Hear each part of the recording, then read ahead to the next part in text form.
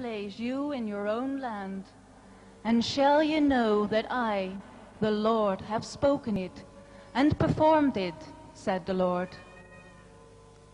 Then I beheld, and lo, a likeness like the appearance of fire, like the appearance of brightness, like the color of amber. And he put forth the form of a hand, and took me by a lock of mine head. And the Holy Spirit lifted me up between the earth and the heaven, and brought me in the visions of God. It shall come to pass that everything that liveth, which moveth, wherever the river shall come, shall live. And there shall be a very great multitude of fish, because these waters shall come there. For they shall be healed, and everything shall live where the water comes. And by the river upon its banks, on this side and that side, shall grow all trees for food, whose leaf shall not fade, neither shall its fruit be consumed. The Lord said, I will pour water on him that is thirsty, and floods upon the dry ground. I will pour my Holy Spirit upon thy seed, and my blessing upon thy offspring. And they shall spring up as among the grass, like willows by the watercourses. And the Holy Spirit of the Lord shall rest upon him, the Holy Spirit of wisdom and understanding, the Spirit of counsel and might, the Spirit of knowledge. There is a river, the streams thereof shall make glad the city of God, the holy place of the tabernacles of the Most High. Thou sendest forth thy Holy Spirit, they are created, and thou renewest the face of the earth. Whither shall I go from thy Holy Spirit, or whither shall I flee from thy presence? Cast me not away from thy presence, and take not thy Holy Spirit from me. Teach me to do thy will, for thou art my God. Thy Holy Spirit is good. Lead me into the land of uprightness.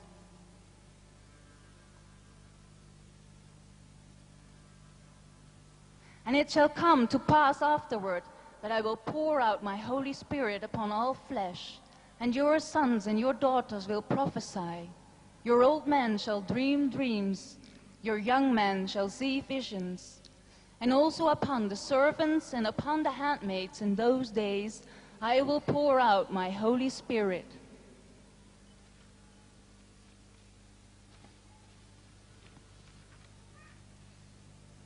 And immediately I was in the Holy Spirit, and behold, a throne was set in heaven, and one sat on the throne. And out of the throne proceeded lightnings and thunderings and voices. And there were 7 lamps of fire burning before the throne, which are the 7 spirits of God. When he had opened the 7th seal, there was silence in heaven. There appeared a great wonder in heaven, a woman clothed with the sun, and the moon under her feet, and upon her head a crown of 12 stars. And I looked, and lo, a Lamb stood on Mount Zion, and with him 144,000, having his Father's name written in their foreheads. And they sang, as it were, a new song before the throne. And I saw heaven opened, and behold, a white horse, and he that sat upon him was called Faithful and True. And I saw thrones, and they sat upon them, and judgment was given unto them.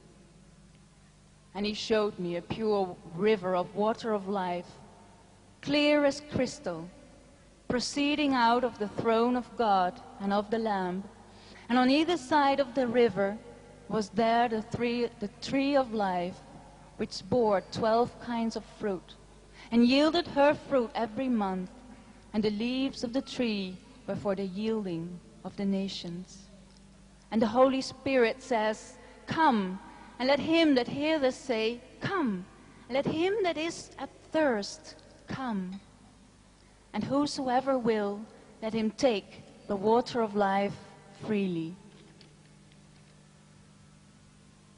Sakshat, Sri Adi Kundalini Sakshat, Sri Mataji Nirmala Devi Sakshat.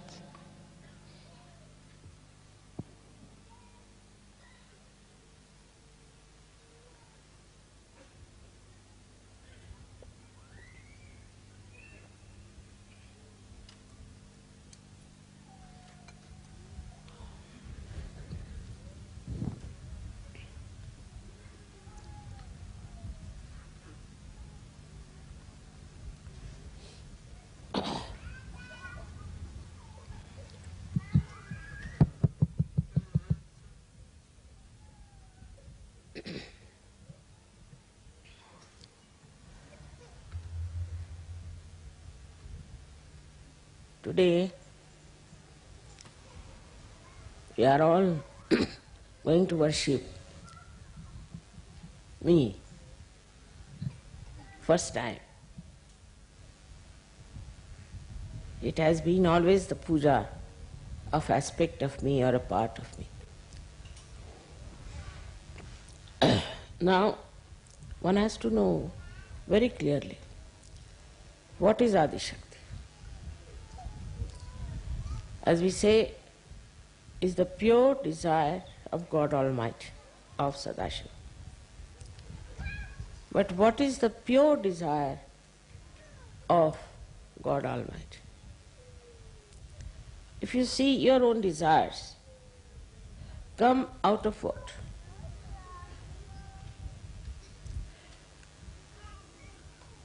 Not of the divine love, but out of carnal love, out of material love, out of power love.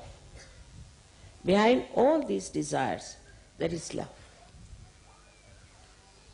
If you do not love something, you will not desire it.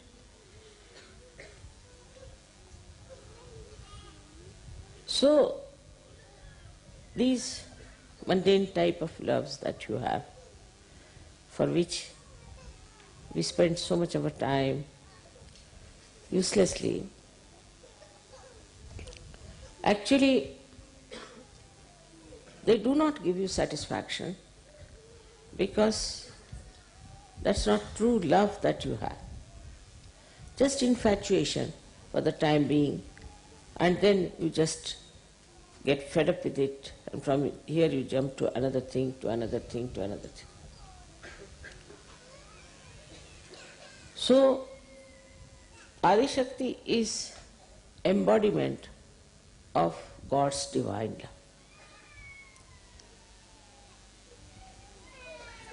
Is God's pure love.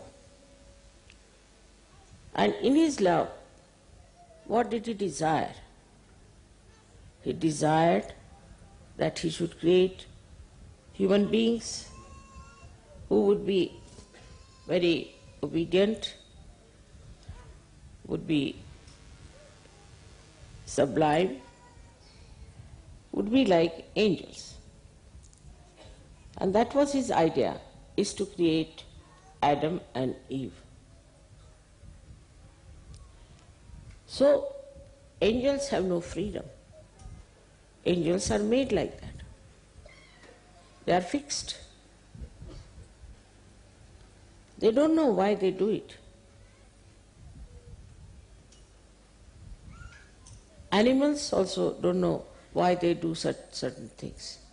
They just do it. Because they are bound by nature. They are bound by God Almighty. They say Shiva is Pashupati. Means he controls all the animals. He is Pashupati. He controls all the animals. So all the desires from animals come in, but they don't repent. They don't have ego. They don't think that this is wrong or that is good. they have no karma problem, because they have no ego, because they have no freedom. At this point, Adi Shakti, which was pure love. So think of a father who has put all his love into one personality. Then what is left in him is nothing. He is just watching. Then what does he think? He is just watching the play of his desire, of his love. He is watching it, how it is working out. And when he is watching that, then he is very careful, because he knows that this personality that I have created is nothing but love and compassion.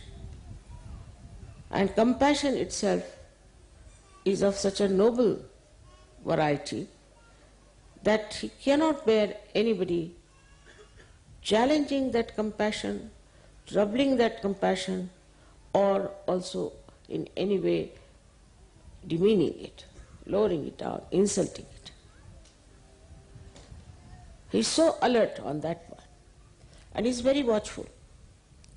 So a rift has taken place, we should say, from him, from his own desire of love. Now this desire of love was also given a personality, means ego, and that this ego has to act on its own. It became sort of a very independent personality, which was free to do whatever it liked. I mean, we cannot think in our mundane life that a husband and wife are absolutely free to do what they like, because there is no cohesion, there is no understanding, there is not that oneness, that rapport. But it's like a moon and moonlight, sun and sunlight. It's such a cohesion that whatever one does, another enjoys. And in that beautiful rift, Adi Shakti decided to change his plans. It's known for her Sankalpa Vikalpa Karoti. Anything you try to decide too much, she will make it break. Like today's 11 o'clock puja.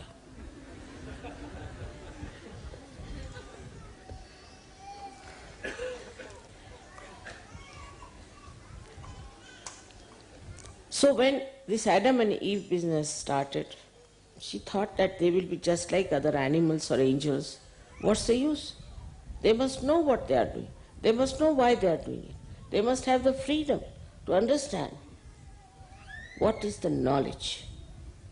And like fixed machine-like life that these animals are having, why should they have? So, in her arbitrary power, which was conceded, of course, she is the one who came as a serpent and told them that you taste the fruit of knowledge. Now for people who are not Sahajogis, you cannot tell this. They'll be shocked. But this serpent that came for them to test and then to tell them that you better taste this fruit. This serpent told the woman, not the man, because woman is supposed to accept things easily. She may even accept booze, she may even accept nonsense, but she's the one who accepts. While the man doesn't accept easily. He argues, he discusses. That's why he came and told the woman. She came and told the woman, I should say. This Holy Ghost actually is a feminine. And so more nearer to a woman, this feminine force came as serpent and told that better you taste the fruit of knowledge. Now, it was the job of the lady, Eve, to convince her husband, because women know how to do that. Sometimes they may convince them wrongly, tell them something which is very wrong, very sinister. As you know, in Macbeth, what happened. So many places we have seen women have misguided their husbands. But men can be misguided, or could be guided, or could be emancipated if they have a proper wife. So he had all faith in his wife, believed in it, and they tasted the fruit of knowledge under the guidance of this Holy Ghost, who was a feminine personality of God. This cannot be conceived by the people who are just getting a glimpse of Christ or a glimpse of Muhammad Sahib or a glimpse of Nanak Sahib. They cannot understand. We just had a glimpse of them. If they had told, people would have said, "Bah, what is this?" They would have never listened to it. So at that time, the way the attention was, the way the reception was, they told about dharma, about ascent. But in India, people talked about Kundalini since long. And that she is the Adishakti, reflected within us. Now you see, she has already read it out to you, that I will be in every one of them. Now understand that this Adishakti is the power of love, of pure love, of compassion. There's nothing else she has. Only the pure love within her heart. But this pure love is so powerful. It's so powerful. That's the love she has given to this Mother Earth. Because of that, this Mother Earth, the amount of sins we may commit, we may do anything, she is pouring out her love through these beautiful things to on us. Now, we have also this beauty expressed in every way of her love, through the galaxies you see, the stars you see. Now, if you want to see it from a scientific way, then science means it has no love in it. There's no question of love. Even people talk of yoga where they don't talk of love and compassion. When there is no love and compassion, there cannot be any divine spark in that person. Everything is completely submerged in this divine love. Everything that is created on this earth, everything that is created in this universe, and universes, is all because of the love of the Divine Mother. So this Adi Shakti's love is something so subtle. It's so subtle. You cannot understand sometimes. I know you all love me very much. It's tremendous love for me. And when I get the vibrations from you, it's like the ripples that reach the shores and again they return back, and lots of little sparkling drops are there on the shore also. In the same way, in my heart, I feel your love echoing the beauty of sparkling, this divine love, which I cannot explain to you the experience, what it creates. The first thing that it creates, that tears come into my eyes. Because it's the compassion which is Sandra Karuna, is Adra, it's not dry. Like a father's compassion could be very dry. All right, do this, otherwise I'll shoot you, I'll do this, he'll speak. Mother will say, but she won't say something that will be that hurting. She will have to say sometimes to correct you. But her saying is very different from the father's because she has got Sandra Karuna, Andra. Adra is the which is not dry. And this kind of a heart she developed because of this divine love that she was carrying. So every part of her body, everything is created out of divine love. Every bit of it emits nothing but divine love. Vibrations are nothing but divine love.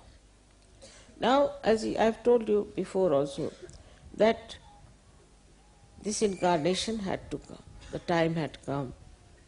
It was all being seen that the time has come. But there's a difference between fixed time and time which is sahaj. Fixed time is such that you can say that this train leaves this time, it will reach this time. You can say that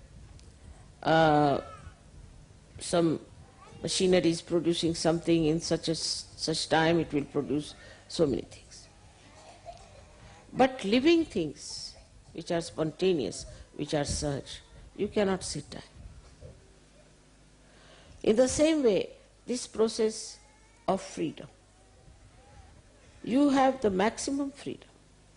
So one could not say what time this will happen, that people will be available to receive this subtle knowledge of divine love. Knowledge also could be very dry. We had terrible people in India who were busy with the reading and with the citation of mantras, this, that, and they became so dry, I mean, they're just bone structures, they were, just bones left, and so hot-tempered that they looked at anybody, that person would become into ashes. I mean, is this the way you have come on this earth to do all the tapasyas, everything, just to make somebody into ashes? But that's how they thought that they were very great, because they looked at somebody, that person becomes, disappears or becomes ashes. Bhasmisat, they call it. But there was no idea of benevolence in their heart. So the first thing that is achieved through this divine love is your benevolence. Now benevolence itself is also a kind of a very misguided word. Benevolence means whatever is good for your spirit. Now, as you know, the spirit is the reflection of God Almighty. So when the spirit in you starts reflecting itself in its full beauty, then you become the giver. You are no more a person who has to take anything. You just become the giver. You are so fulfilled. Now this advent came at a time which was judged, what time it should come. As I said, you had freedom, people were going amok, doing all kinds of things.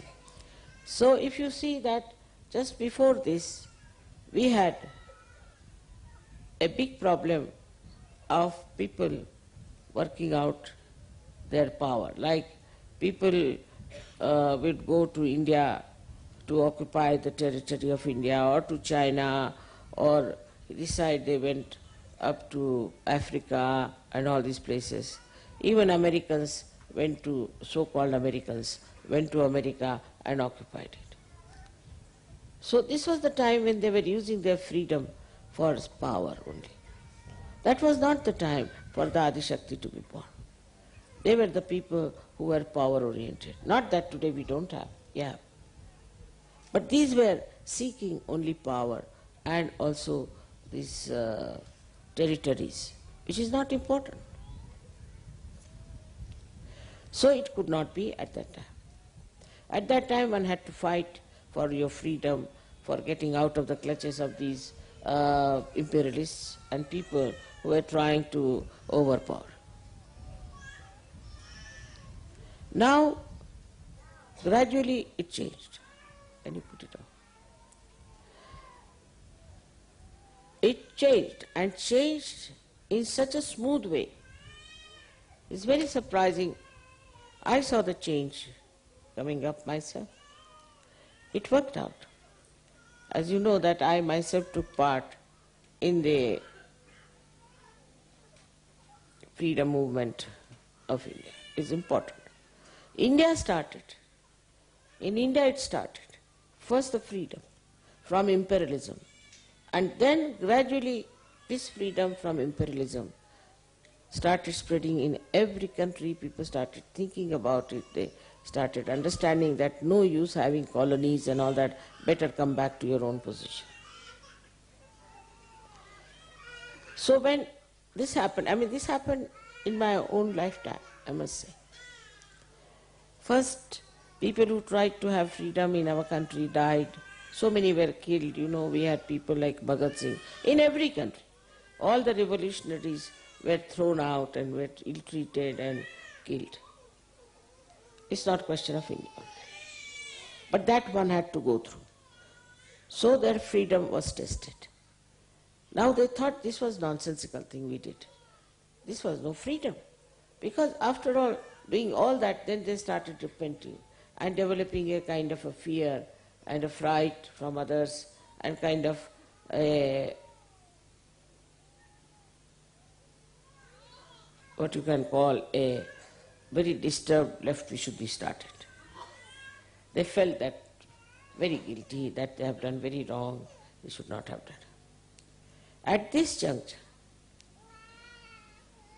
also there were other problems, like we had caste systems and other problems in slavery and all kinds of things, disparities, and some people were treated as lower people, some as higher people, some higher races, some lower races. All these stupid things were there. Through their freedom, they have created this, through their freedom. It's not so. It's not the fact, it's not the truth. But they created a thing like that.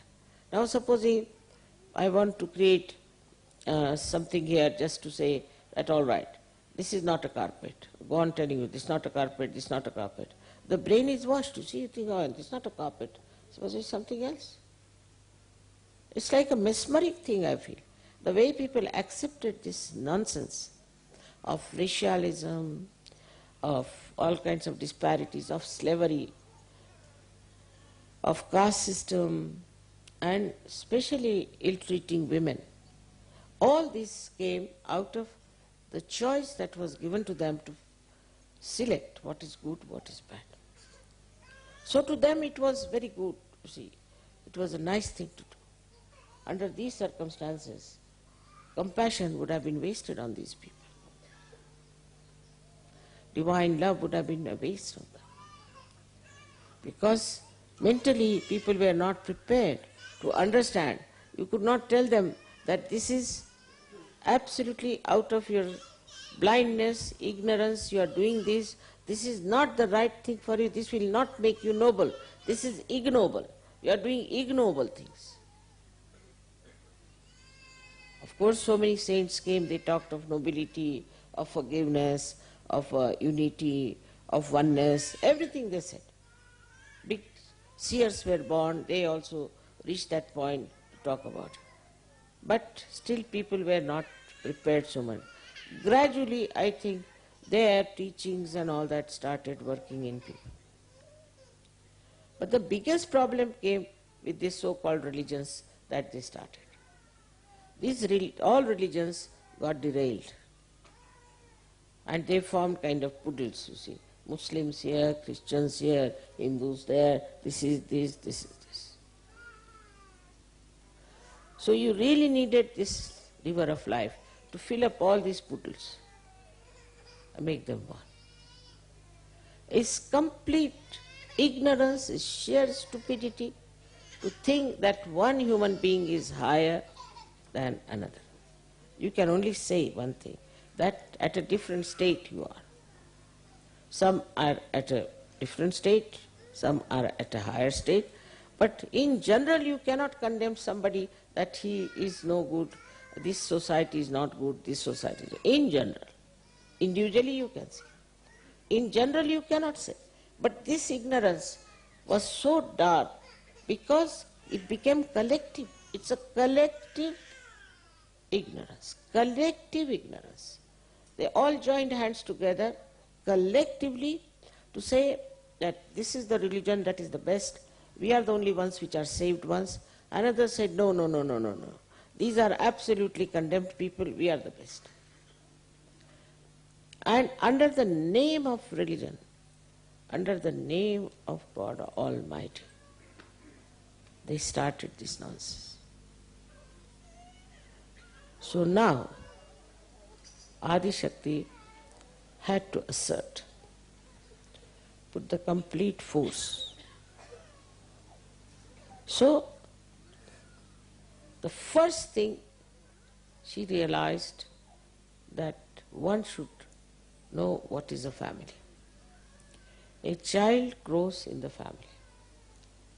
If the children do not get the proper attention from the father or mother, we can say if they are also spoilt, or if not spoilt, if they are overindulged into, or they are neglected, then the child doesn't know what love is.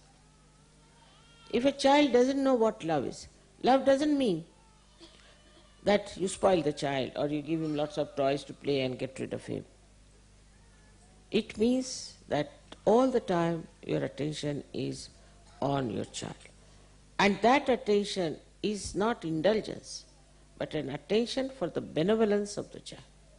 So all the time you are seeing that there is benevolence. And thus, I thought the family life has to be, first of all, substantiated. It's very important.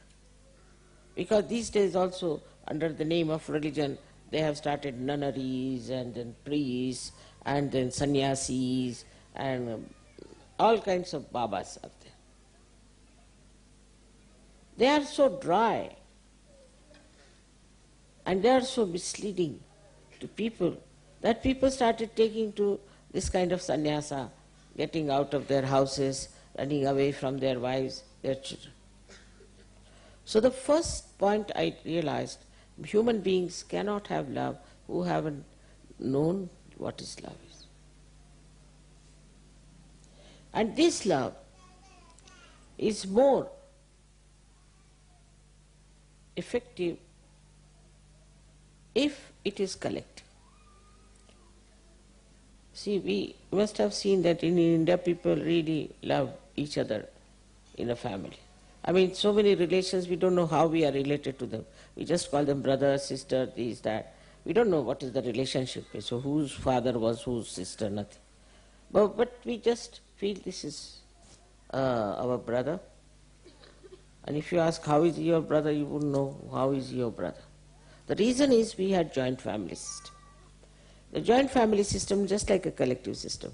So nobody knew who was whose real brother, who was his stepbrother, who was his cousin, nothing. They all lived together as just relations. But then this also broke.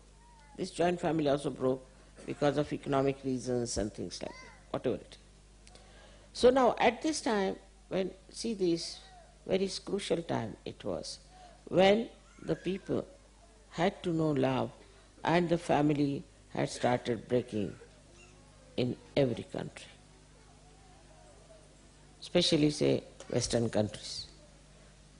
For men and women never realized the importance of family life.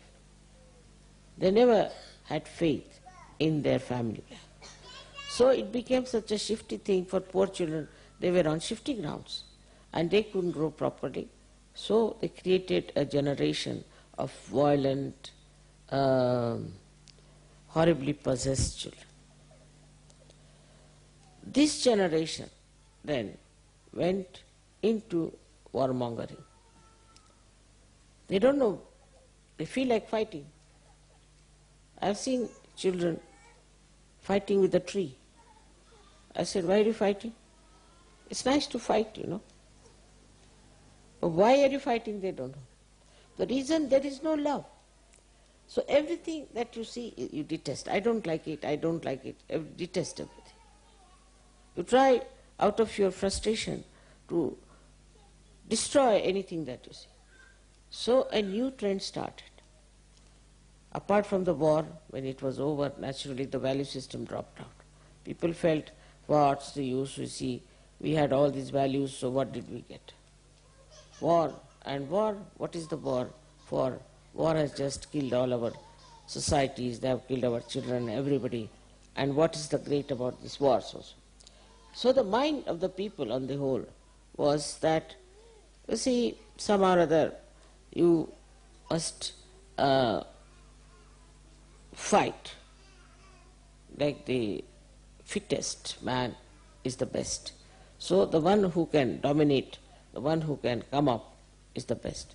So the domination of these imperial style of government was over, but individually it became a process of domination. With this process of domination, ego started developing. Even to children they used to give education in such a way that children became very arrogant, very artificial, extremely arrogant and artificial. It was impossible to understand why these children were not at all controlled, were told that this is wrong. Because the parents also took a very, very defensive attitude. They would not face their children and tell them what is wrong. They were so attached to their idea that these children will leave us, that they said, all right, do what you like, but stay with us.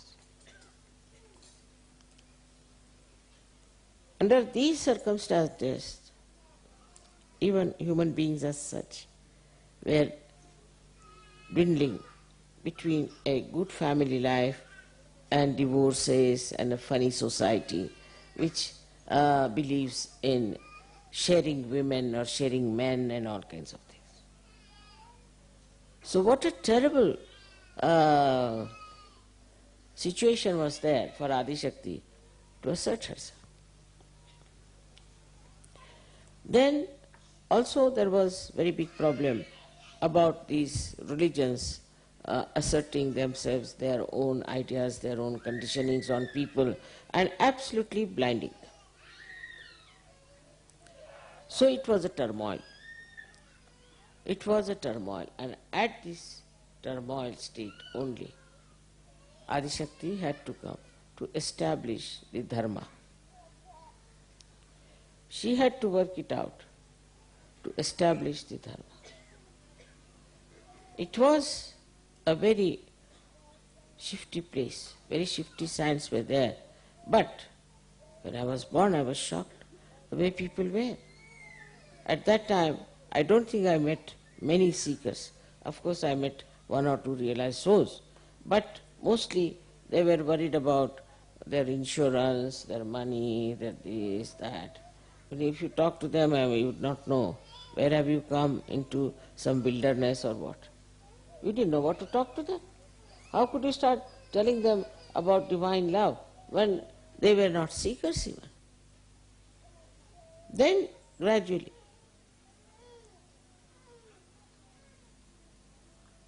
I felt confident. First I thought I have come little early.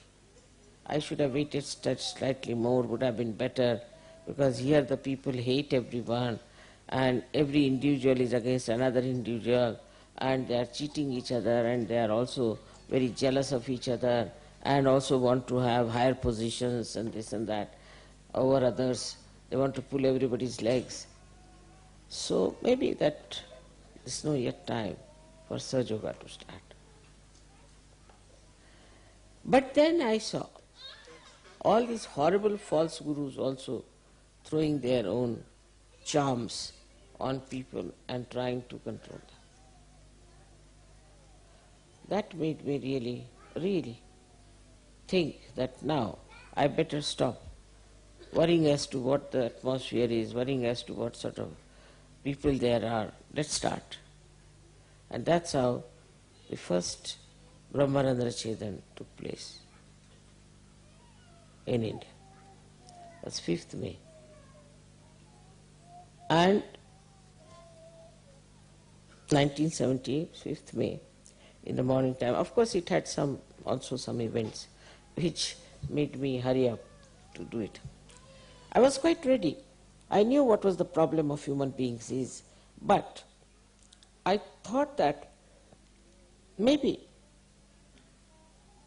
they may never accept that they can get their self-realization. Now this incarnation is really a very unique time. So many incarnations came. They came, told you everything like words and said, this is good, this is good, this is good. Some people who were enamored by them followed them. But nothing was inside their heart. Whatever they heard, all right, it's a sermon, it's a lecture, it's a Gita, that's all. And the life of such a person didn't have that spark of the divine love within that person. We have had lots of good people during this short time, if you see. If you see, Mahatma Gandhi was there, Martin Luther was there, all kinds of people you see all over. Abraham Lincoln was there, George Washington was there, we have William Blake was there, we had Shakespeare. All this time, you see in the literature, in every way, Lao Tse, then we had Socrates. We'll start from Socrates to today. We have had lots of philosophers, lots of people who talked about higher life. Despite that, people were thinking these are some absurd people. There's nothing in it too much to understand. Nobody would read anything about, say, Guru Gita. They would not. They would think that what's this nonsense? What's the use? It's all humbug going on like that. With this attitude, you see, you find all around. When I looked, I said, wow, how am I to tell them what you are, what they are, and what they have to find? And it was really my desire that there should be some keenness in people, just little bit.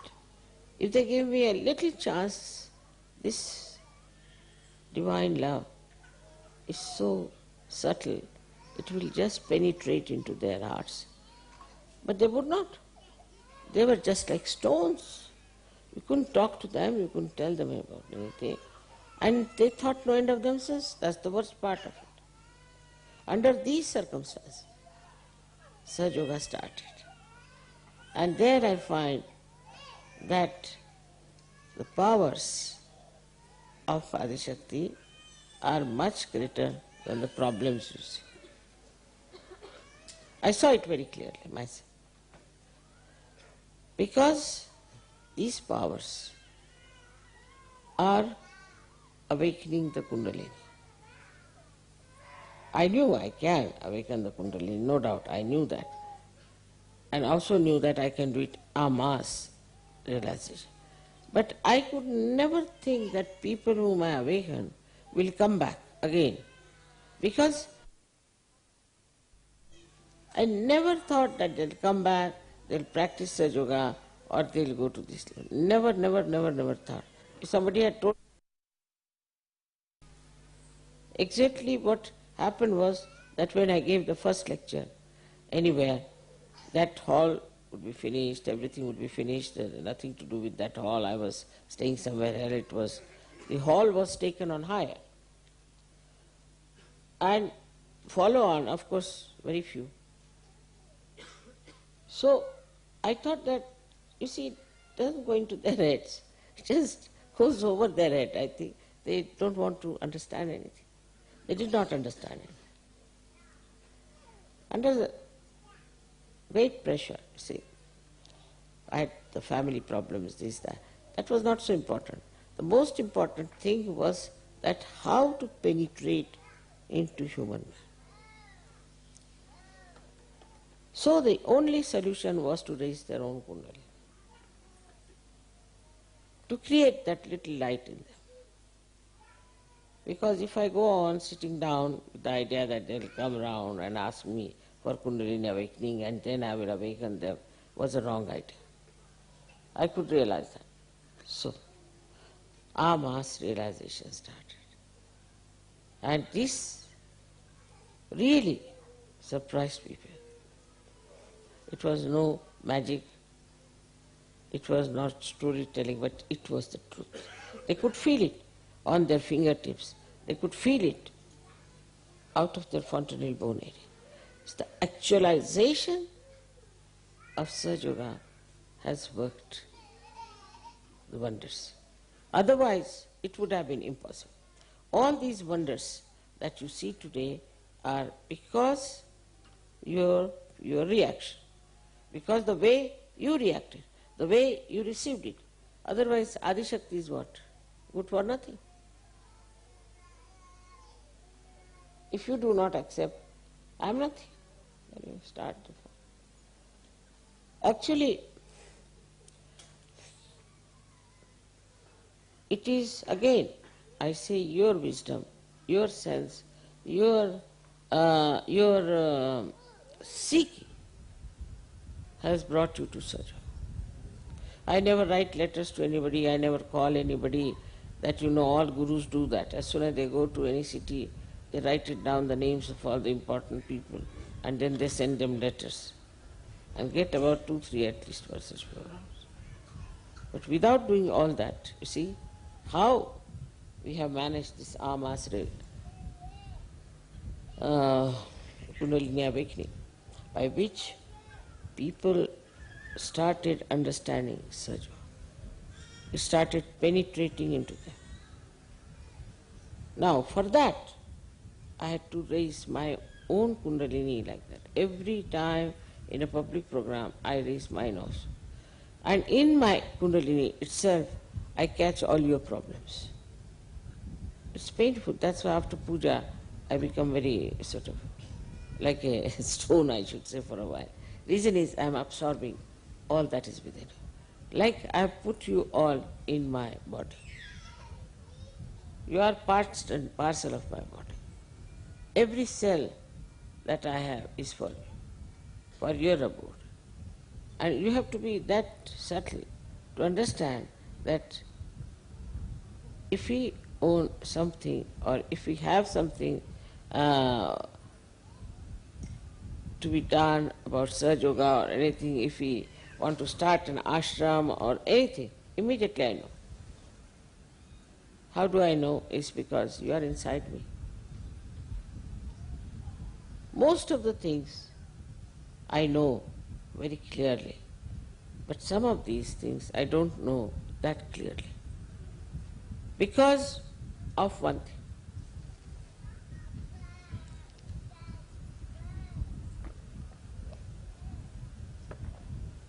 The relationship between you and me is of course very intimate, that you should be in my body. But if you people are not meditating, it's very mundane thing I must tell you. Dhyanagamya. If you are not meditating, then I have no relationship with you. You are not my relation. You have no right on me. You have no question to be asked, why this is happening, why that is happening. So if you do not meditate, I always say meditate, meditate. I have nothing to do with you. You are no more there for me. It has no connection with you. Then you are like all other people. You may be Saj Yogis, you might have got your Saj Yoga degree from your leaders, maybe, I don't know. And maybe that you are regarded as something very great. But if you do not do your meditation every day, evening, morning or evening, you will be really not anymore in the realm of Sri Mataji. Because the connection is only through dhyana, through meditation. I have known people who do not do meditation. Then they suffer, their children suffer, then something happens, then they start coming and telling me. But I see clearly that the person is not meditating. I have no relationship with him. He has no right to ask me anything. In the beginning, of course, the meditation takes some time. But once you will know what is meditation is, how you enjoy my company, how you are one with me, how we can have a rapport with each other. There's no need to have anything else in between, like writing letters or maybe some sort of a special connection, nothing. Only thing that is needed is the meditation. In meditation you grow. In that spiritually you become higher. And when that happens, you start, in a way, I would say, that when you reach a state of that, I should say, maturity in Sahaja Yoga, then you don't want to give up your meditation, because that time you are absolutely one with me. That doesn't mean for 3 hours, 4 hours you should do meditation. But it is how much intensely you are with me is important. Now it is not how much time you are with me. Then I am responsible for your children, for everyone. I am responsible for your ascent, for your protection, to save you from all your negativity. So it's not like a father who will directly punish you. It's not that. But it's just, all right, you are not my relation, I'm out. That's the only thing that can happen. If you are not meditating, all right, I cannot force you. I have nothing to do with you. You may have other relationship outside, outward. But this inner relationship by which you get your benevolence, you cannot have without meditation. I've been telling all of you, please meditate every day. But I think people are also not understanding the importance of what I'm saying. Because they tell me, Mother, we don't meditate. Why? Now we are realized, so why should we meditate? Now this instrument is fully made. But if it is not all the time connected for the mains, what's the use of having it? In that meditation, you will feel the love, the divine love, the beauty of that divine love. A complete panorama changes. A meditative person has a very different attitude, a very different temperament, a very different life, and he lives always in complete satisfaction with himself. So today, as being the first day, as you say, of the Advent, we can say that it is the first day when the Advent took place, as we are worshipping today. Of course, it was not today, but still we can say that if that is true. If it has happened, it has been helpful to you, it has been a great blessing to you, then must know how to preserve it, must know how to enhance it, must know how to enjoy it. You should not just get satisfied with one you can say, one dance drama or one this thing, one that. But you should have a full oneness with the divine, full oneness. And that is possible only if you really meditate, which is quite a easy thing to do. To meditate is, some people say, Mother, we cannot get over time, we cannot think, we are all the time thinking something, or that time we want to see the watch. In the beginning, you may have a little problem. I am not saying you may not have, you may have. But that's only in the beginning. But gradually you will be all right. Gradually you will master it. Gradually you will know it so well that you would not like to have anything else of a cheaper type. You wouldn't care for such a thing. You see, so to get to your beauty, to get to your glory, to get to your own great personality, which is now exposed, only thing you have to do really, religiously, is to meditate. That's not that tonight I came very late so I did not meditate. Tomorrow you see I have to go for work so I cannot meditate. Nobody wants to know the excuses. It's between you and yourself. It is your gain, nobody else's. It's for your gain everything is happening. Now one has to know that we have achieved a certain height of evolution. And from this height, you might go up to here, up to here, up to here. I'm not saying it's not possible to do that. But first and foremost thing, that whatever you may be, may consider you to be a very high class Sahaja-yogi, you have to be humble about meditation. This meditative quality. Even when I'm talking to you, it's just I am getting into it because it's so joy-giving. You just jump into the ocean of joy. First it will be difficult, but after some time you will know that this connection that you have with Sri Mataji is the only connection that you are looking out for. And also, there is another point people get lost with, which I have seen very common with some people who get lost. They meditate individually, very much, which is very correct. Individually they will meditate. And they will sit down, meditate, we do puja, we do. But collectively they will not meditate. So this is another point one has to remember, that you have to be collectively meditative. Because I am a collective being of all.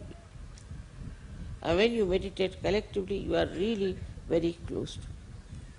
So even if you have a program or something, you must do some meditation with it. Always have meditation as the priority for any program. You sing the songs, is over, everything is done, then you meditate.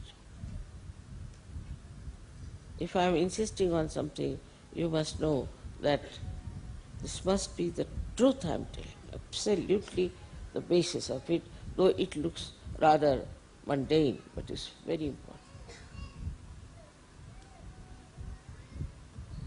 Now, for us to worship Adi-Shakti, I don't know what's, because there has been no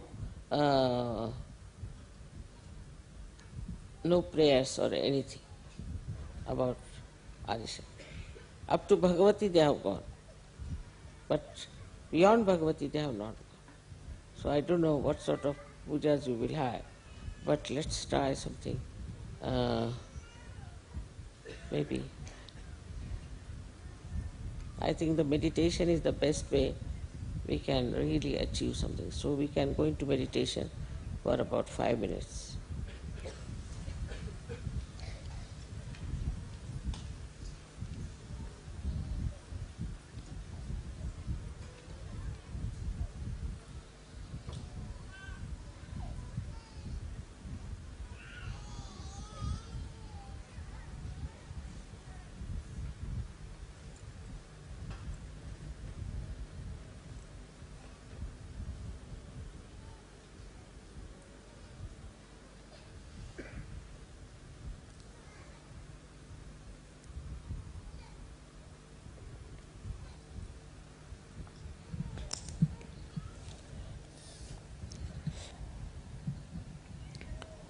Can you increase the volume? Please close your eyes.